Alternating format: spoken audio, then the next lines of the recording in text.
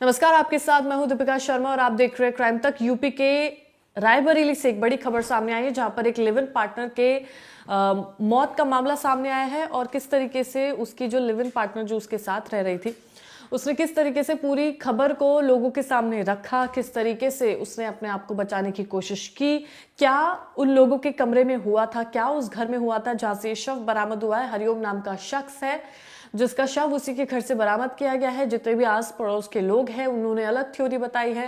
वो खुद हैरान है कि आखिर ये ऐसा कैसे हो सकता है। लेकिन 2 दिन पहले मृतक हरिओम की लाश कमरे से बरामद हुई है, तब उसकी लिव इन पार्टनर जिसका नाम शीतल है वो उसे तुरंत वहां से हॉस्पिटल लेकर जाती है, लेकिन तब तक काफी देर हो जाती है और वो उसे मृत घोषित कर दिया जाता है।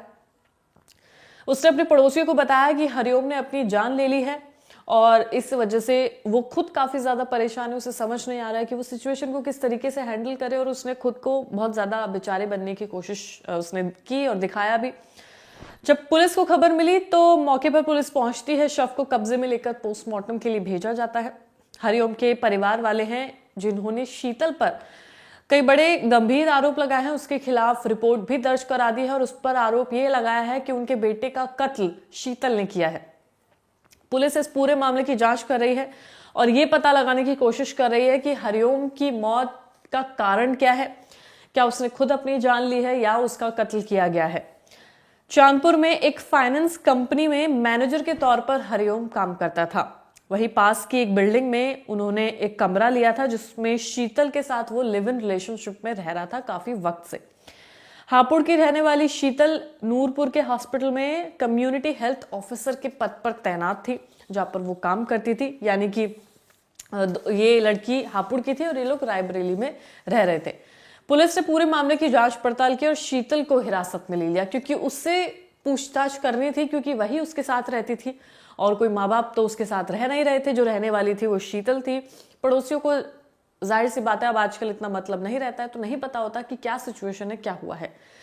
जब शीतल से कड़ाई से पूछताछ की गई तो उसने जो बताया वो बेहद हैरान कर देने वाला था। पहले तो वो सबको गुमराह कर रही थी। उसने पड़ोसियों को भी यही बताया कि उसके जो उसका पार्टनर है हरिओम, उसने अपनी जान ले ली है।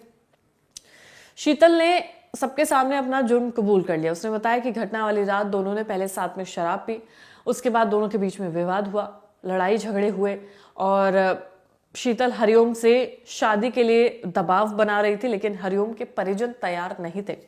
मेन मुद्दा शादी का था। शीतल चाहती थी कि हरिओम उससे शादी कर ले, लेकिन हरिओम के परिवार वाले मान नहीं रहे थे। इस वजह से दोनों का विवाद होता था। इससे पहले शीतल गर्भवती भी हो चुकी थी, जिसका हरिओम ने अबॉर्शन भी कराया था। इसको लेकर दोनों में विवाद भी चल रहा था। उसने बताया कि 15 जनवरी को भी दोनों के बीच में मारपीट हुई थी, जिसके बाद शीतल अपने घर चली गई थी और फिर वो 18 तारीख को वापस लौटती है और फिर इनके बीच में वही लड़ाई झगड़ा होता है और शादी के लिए दबाव बनाया जाता है। दोनों की उम्र शादी करने लायक थी। लड़की के परिवार से भी शादी के लिए दबाव बनाया जा रहा था कि अब उसकी उम्र हो गई, उसे शादी कर लेनी चाहिए। शीतल हरिओम के ऊपर दबाव बना रही थी, लेकिन हरिओम के ऊपर उसके परिवार का दबाव था कि वो शादी नहीं कर पाएगा, उसके परिवार वाले नहीं चाहते, वक्त लगेगा। हरिओम ने उसकी सारी बातें सुनी, विवाद हुआ, मारपीट तक हुई। उसके बाद हरिओम ने शीतल को धमकी दी। धमकी उसने ये दी कि वो अपनी जान ले लेगा अगर वो इस बात को खत्म नहीं करती है तो।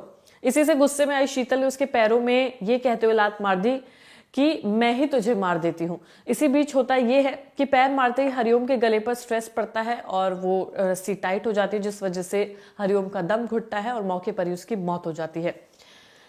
अब ऐसा लगे कि हरिओम ने ही अपनी जान ली है, इसके लिए शीतल ने कुछ प्लान बनाए। शीतल कुछ देर के लिए घर से चली जाती है ताकि आस पड़ोसियों को ये लगे कि शीतल तो बाजार गई थी सामान लेने। उस बीच में ऐसा हुआ है कि हरिओम ने अपनी जान ली है, उसमें शीतल का कोई इन्वॉल्वमेंट ना दिखे, ऐसा करके उसने पूरी प्लानिंग प्लॉटिंग की। तो जब थोड़ी देर बाद वो घर पहुंचती है, उसके बाद वो उसे घर से बाहर निकालने की कोशिश करती है। वो पड़ोसियों को इकट्ठा करती है, उनको बताती है कि हरिओम ने अपनी जान ले ली है, ताकि सबको यकीन हो जाए कि शीतल का इसमें कोई भी इन्वॉल्वमेंट नहीं था।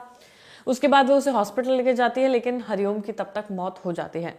पोस्टमार्टम रिपोर्ट सामने आती है जिसमें बताया जाता है कि उसके शरीर पर काफी ज्यादा चोट के निशान भी पाए गए हैं, जिसके बाद परिजन ने हरिओम का दोबारा पोस्टमार्टम कराने के लिए हंगामा भी किया कि असली वजह सामने आनी चाहिए।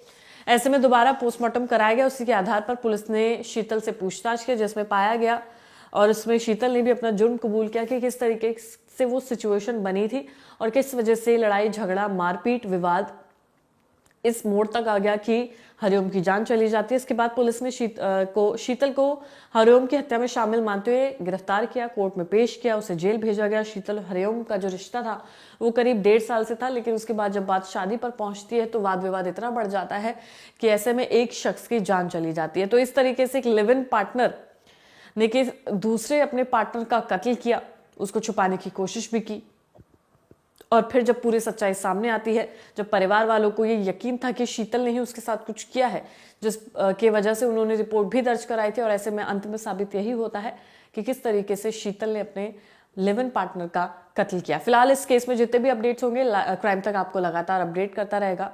धन्यवाद।